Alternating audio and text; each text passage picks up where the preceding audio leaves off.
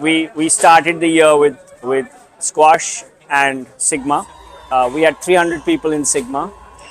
We show our squash is a very key component of the demographic for our client base. Many of our clients play squash. Many of our clients are members of the Ligani Club. Most of our clients have come out of university. So, these are people who play squash, who understand squash, and are members of the squash fraternity. So overall, I think we're doing the right thing. Squash is a sport that hasn't had enough sponsorship, and we feel that it is also a sport that can sometimes be a team sport, which is what we're doing right now, and it's with the handicapping process, it makes it easy for young people to join the thing and get into the process. Thank you.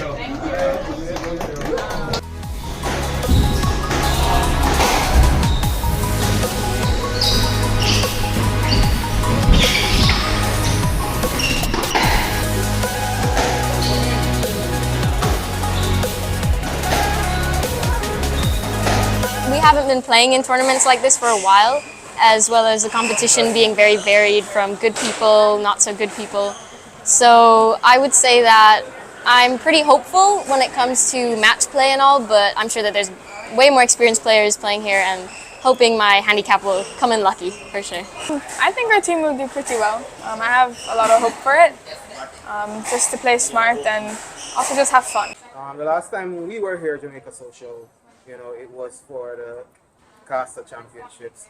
I know you've had maybe one or two smaller events post that, but you're starting 2023 big, involving 16 teams, I understand, and about how many players and what can we expect over the next couple of weeks?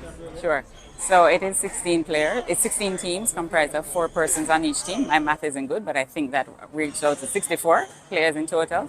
And this is good because it's such a unique tournament in that it allows the better players to compete against some of the players who may not be at their level, and it allows everybody to play against everybody, and so the uniqueness of it makes it very exciting, and so this is why everybody loves to play it. That underdog feel where everybody cheers from the underdog is really truly reflected in this tournament.